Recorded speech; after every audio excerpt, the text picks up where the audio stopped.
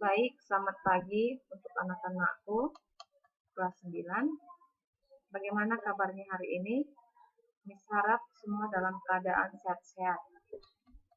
Baik, pada materi hari ini kita akan membahas tentang cita-cita demi menggapai masa depan. Adapun indikator pembelajaran pada pagi hari ini yaitu yang pertama menjelaskan pentingnya memiliki cita-cita. Yang kedua, menjelaskan usaha yang dapat dilakukan untuk menggapai cita-cita. Yang ketiga, menjelaskan pandangan dalam kitab suci tentang pentingnya merencanakan masa depan.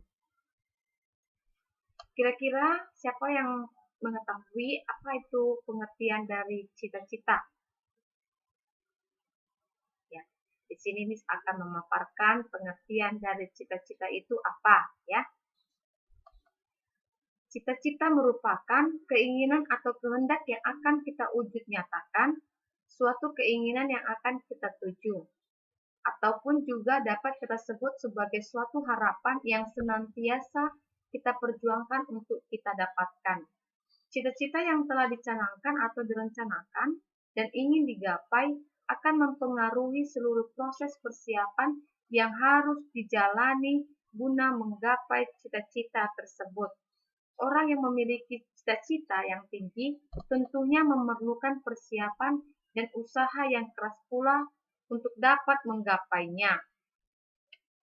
Cita-cita penting untuk kita canangkan atau rencanakan, sebab dengan cita-cita yang telah kita tentukan akan menjadikan kita mempunyai harapan dan tujuan dalam hidup kita. Pentingnya atau manfaat memiliki cita-cita antara lain yang pertama yaitu cita-cita dapat kita jadikan sebagai arah hidup, ya. Di mana dengan memiliki cita-cita, ya, arah hidup yang jelas, maka segala daya upaya yang kamu lakukan saat ini selama proses belajar dan persiapan menggapai masa depan diarahkan untuk menuju pada pencapaian dari cita-cita kamu sendiri. Yang kedua, cita-cita mempengaruhi pola pikir dan sikap, di mana cita-cita yang telah kamu rencanakan akan menjadikan pola pikir dan sikap kamu senantiasa tertuju pada pencapaian dari cita-cita itu sendiri. Dalam menentukan cita-cita, tentunya kita tidak asal-asalan saja, tetap perlu mempertimbangkan beberapa hal, yaitu yang pertama, mengukur kemampuan kamu, ya, mengukur kemampuan kamu. Kamu harus mengetahui segala kelebihan serta kekurangan dalam diri kamu, sehingga cita-cita yang kamu rencanakan sesuai dengan kemampuan dan talenta yang kamu miliki. Dengan demikian, akan memudahkan kamu dalam mengusahakan perencanaan dan persiapan sebab sudah sesuai dengan kemampuan dan talenta kamu sendiri. Yang kedua, bersikap realistis. Kamu perlu bersikap realistis terhadap keadaan dan kemampuan ekonomi yang kamu miliki. Yang ketiga, selalu siap untuk berubah, di mana cita-cita yang kamu rencanakan saat ini dapat saja dalam perjalanan mengalami perubahan. Kamu harus siap untuk adanya perubahan tersebut. Jika memang situasi dan keadaan menuntut semua itu.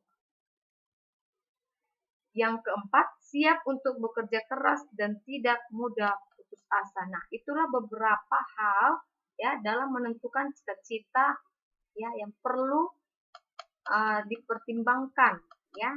Jadi harus melihat tadi dari, ya, mengukur kemampuan kamu, ya, bersikap realistis, ya. Bersikap realistis berarti kamu juga harus melihat ekonomi dari keluarga, ya, seperti itu. Lalu selalu siap untuk berubah, dan terakhir siap untuk bekerja keras dan tidak mudah putus asa. Ya, baik.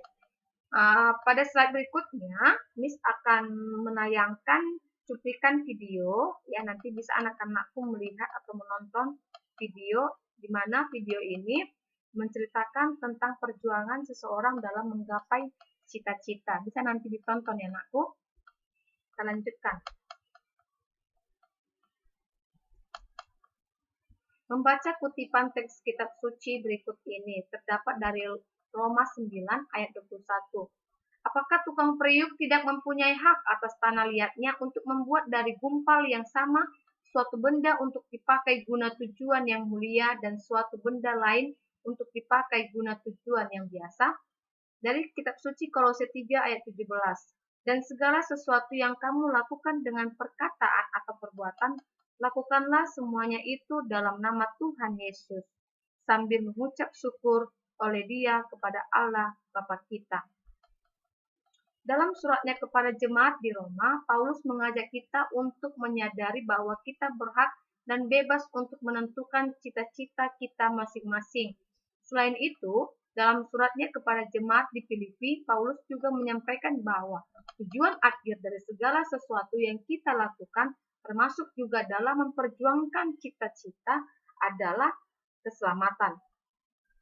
Dalam suratnya kepada jemaat di Kolose, lebih jelas lagi Paulus menyampaikan kepada kita bahwa hendaknya kita dalam mengusahakan cita-cita senantiasa memperjuangkan dan mengusahakannya tetap dalam nama Tuhan kita Yesus Kristus, sehingga segala sesuatu dan daya upaya kita berkenan di hadapan Tuhan dan mendapatkan berkat darinya. Kitab suci mengajarkan kepada kita untuk senantiasa memiliki cita-cita, harapan untuk masa depan, dan mengusahakannya dengan segenap kekuatan dan kemampuan kita.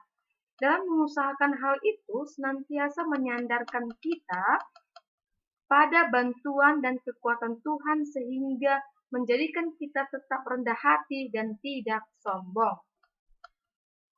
Untuk penugasan, silahkan menuliskan cita-cita dan berbagai usaha persiapan yang akan kamu lakukan selama sekolah. Kemudian ditulis dengan indah di selembar kertas dengan berbagai niat untuk berusaha mencapainya dan diberi hiasan. Sekian materi kita pada pagi hari ini.